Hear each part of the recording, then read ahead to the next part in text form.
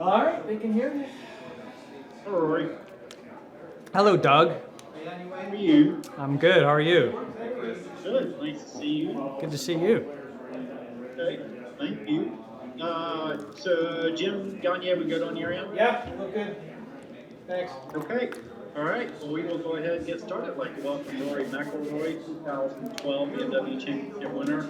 Rory, thanks for joining us coming into the week and set the top 30 in the FedEx Cup standing. Role number 16. Making your 11th start BMW Championship. The 2000 and a crooked stick. Just some thoughts on Caves Valley. You've had a chance to see the course, and just your take on how the week is setting up so far. Yeah. First look at Caves today. It's a big ballpark. Can certainly let it rip out here. Hit a lot of drivers. I think there's been a lot of rain in the Baltimore area, so it's pretty soft. So the ball's not really going anywhere when it hits, which is good. It makes the course play nice and long, which I like. So yeah, it's a good track, good test. I have a few friends that are members here, and they've told me all about it and rave about the place, and I can see what they're talking about. It's a cool venue, and I think everyone's excited for it this week. Okay, and just a couple of thoughts on how you're feeling with your game coming into the week. You obviously picked up your 19th win earlier in the season in Charlotte. Just coming into the week, kind of assess the state of your game. Yeah, I think I feel like a lot of guys feel right now, a little jaded, a little tired. End of the season, there's been a lot of golf. So a lot of travel. I'm just sort of getting through it. To be honest, I'm going day by day and just trying to get through it as best I can and try to make it the next week. And after that, 2 weeks off before the Ryder Cup. So, just taking it day by day. The game feels pretty good, okay. Energy levels are somewhat sort of trying to dig deep at this point, but try and keep going and try to put in a good finish this week to make sure I'm in Atlanta next week. Okay, sounds good. Well, with that, we'll take a few questions. We'll start with Doug Ferguson, the Associated Press. Hey, Rory, just had a couple things for you. I think if you go back to last year, this is sixth or maybe seventh course that tour that you had not seen. What's that like compared to the stuff you go back to, week after week? What's the difference? Yeah, it's I think there's pros and cons to each, Doug. I think sometimes when you get to a new course, you don't have the memories of hitting it in places that you shouldn't, and maybe having that in your mind somewhat. But then, you go to some courses that you like and you play well on, and you've got great memories. It's like Quail Hollow, for example, this year for me, and you can play well on them. But I seem to, for the most part, seem to do well on golf courses that I haven't seen before. And especially a golf course like this, it's big, it's right in front of you, there's tons of definition, there's not many blind shots, so yeah, I certainly don't think guys are going to struggle this week because we haven't seen this golf course. Okay, and the other thing too, by the way, Tony, when he won on Monday, that seemed like a very popular win. Yeah. Why? He's such a good guy. I've known Tony for over 20 years, and That's right. he comes from a great family. He's a wonderful person. He, obviously he hadn't won in a while, but he never complained. He just sticks his head down, goes about his business. It was a really popular win in the locker room. I think, Cam Smith's obviously a great guy as well, and I think that would have been received really well, especially with how close he's been over the last few weeks. But I think everyone was pulling for Tony, and it was a real popular win. Thank you. Okay, next up we go to Corey McLaughlin with Baltimore Magazine. Corey, go ahead. Thanks. Hi, Rory. Just wondering your impressions of Baltimore in general. I'm not sure if you've been able to see much of the town or where you're staying, but just curious for your thoughts there.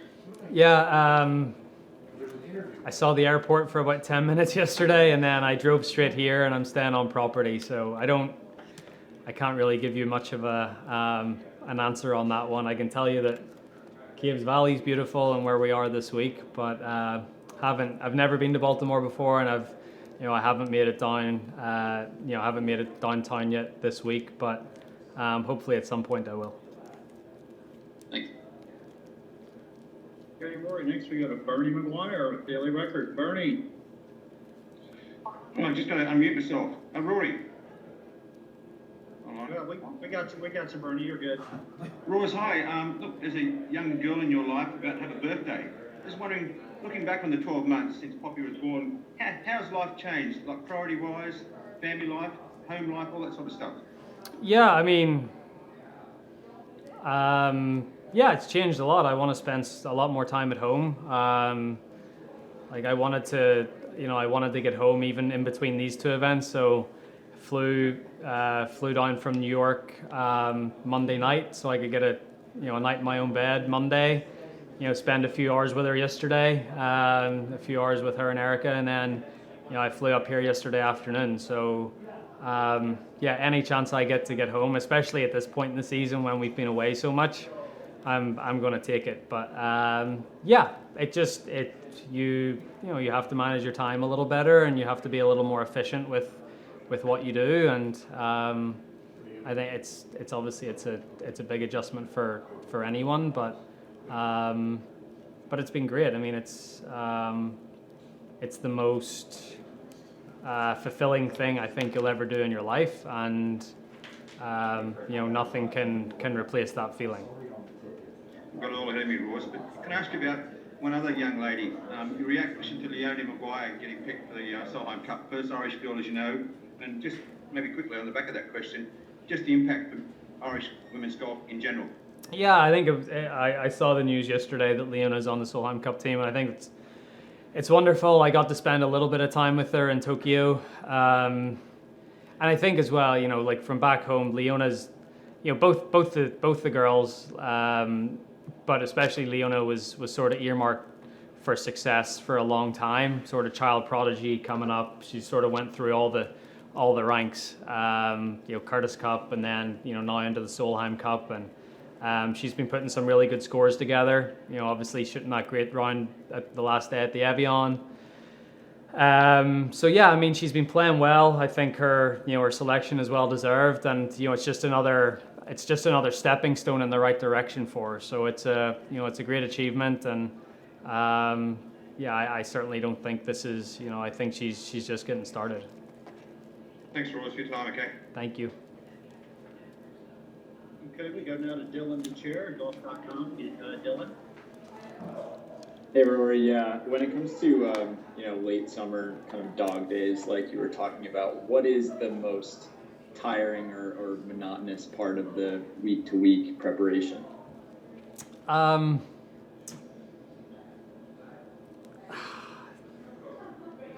don't know. I think just this morning I was tired. Look, we all had a long week last week as well. So, but even just summoning up the effort to get up out of bed and go get to your 7:20 Pro-Am tee time was sort of took a little more effort today than it usually does. But yeah, just everything. It's a lot of golf. It's it's hard to feel fresh at this time in the season, and it all just sort of catches up with you. So I don't know if I could pinpoint one particular thing. It's just sort of everything blended together. Is there one particular thing you're looking forward to once you do get a break?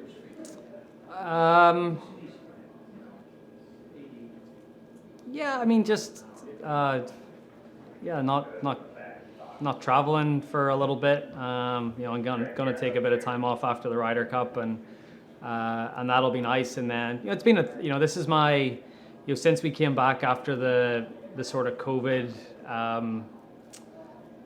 halt, I guess, when we came back in Colonial last year. I think this is my 33rd event since then.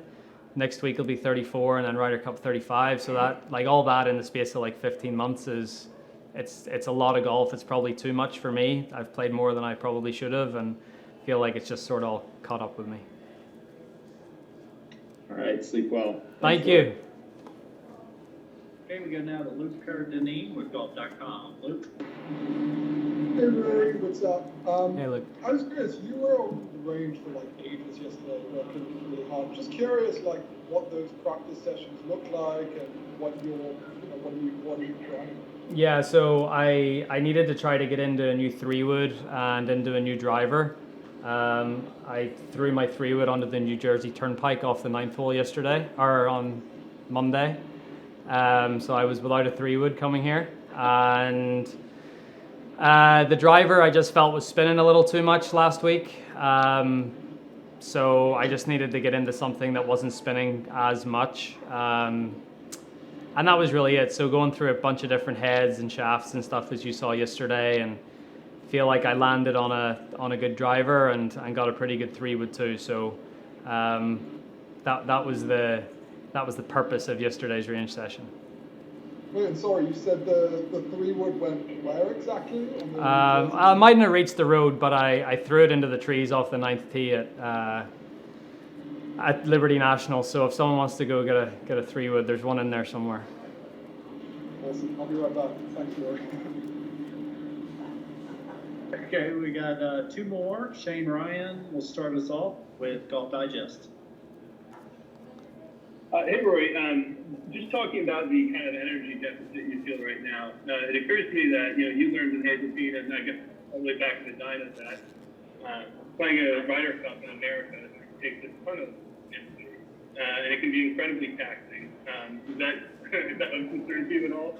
No, I think having 2 weeks off after the Tour Championship's going to be nice. Like I sort of was planning to go over to Wentworth to play the BMW, but I mean it's too much travel, and with what's coming up with Ryder Cup, and yeah, that's a long week. No matter if you're in Europe or in the States, especially, I haven't missed a session yet. So say play 5 sessions again. It's a really long week. So the 2 weeks off after the Tour Championship are going to be well needed, and I'll go in there nice and refreshed and ready to give it my all. And then just a quick follow-up. You've played with 5 captains now. You would expect that one day you would be a captain. And I just wanted to ask, of the guys you played under, what qualities from which one would be something that when you were a captain you would kind of use? Yeah, I think captaincy for me is still, hopefully 20 years down the line. But yeah, I think every captain that I've played under has brought their different qualities to the team, whether it be, individual man management of some players, to sort of like a group leadership type of role. Yeah, everyone's brought sort of some different stuff. I thought Thomas Bjorn last time was wonderful. I thought he did a really good job. He sort of was quite an emotional leader. He played us this video on the Thursday night, before the first session on Friday morning, and there wasn't a dry eye in the room. So just stuff like that, and he sort of gave everyone meaning of why they were there and the people that came before us. And it was a really, to put it in that perspective, I thought was really cool. And, it just gives you a real sense of, you're part of this Ryder Cup team, but you're part of something that's obviously a lot bigger than that. And so that was really cool. That's just one thing that's, sticks out in my recent memory. Thanks, Rory. Thank you. Okay, Barry with the Washington Post. Hey, Rory. One person who will be alongside you next month and probably for those next 20 years at Ryder Cups is John Rahm. I wonder how you would describe the evolution of his game since he came out here. And then, we all kind of always describe him just in a default way as fiery, but is there another perspective that a player might have that's different than that? No, I think with John, what you see is what you get. Hell of a player, though. Just doesn't seem to miss a shot. Is super aggressive all the time, no matter what shot or how he's played beforehand. And yeah, he's fiery. It obviously it means a lot to him. You know, he takes it very seriously, and you know he's a very he's like he knows how good he is, and I think when you're that good and you know you're that good, you can. Yeah, he's got a great mentality for the game. I mean, he's so consistent. Every time he tees it up, he's up there. He's a hell of a player. He's by far the best player in the world right now, and he shows that every week that he plays. And it's up to the rest of us to up our level a little bit to try to play alongside that. You guys are both trying to play top golf while being a new dad. Is that a conversation you've had at all, or not? No, not really. I think everyone has different ways of dealing with it and parenting, and I'm certainly not going to go to anyone else and tell them how to do it, because I'm a novice too. So, but yeah, I think it's an adjustment for all of us, but it certainly hasn't seemed to hurt his game at all. So yeah, I think he's doing just fine. Thanks, Rory. Thank you. And finally, Bill Pennington with the New York Times. Hi, Rory. We were just talking to Tony Finau a little while ago, and he admitted that it's harder than it looks to speak to reporters after a close loss, like the series of close losses that he had. But he felt it was the right thing to do. Do you likewise feel the responsibility to do that, even after a tough disappointment? I wouldn't necessarily say I feel a responsibility to do it, but I guess it's just it's the accepted way to do things. It's sort of what, you're met off the 18th green and a representative from the tour or someone else sort of ushers you towards a line of reporters, and sometimes I'll say no because I just don't want to, but most of the time I'll say yes because it's just the done thing. It's the status quo, I guess. So I mean that's the way I would put it. And is it harder than it looks? Is it harder for you to do that, for people to do it, you think, than they let on? Yeah, I think if you've had a shit day, it's hard to go and talk about it, right? Like, I mean, if you guys have a bad day and we come to your office and try to talk to you about it, it's, you might want to confide in your family or your friends, or, you might want to, I think the tough thing is sometimes is doing it right there and then. I think sometimes letting us cool off for 30 minutes or 45 minutes and then try to let us gather our thoughts. I think sometimes that could be a little bit easier, but I don't think anyone enjoys sort of trying to explain a day where it hasn't went the right way for them, but I think it's accepted that when you're at a certain level, it's just part of the job. Thank you. Thank you. Okay, Rory, we appreciate your time as always. Have a Perfect. great week. Thank you. You. All right, may I have a Louis for you?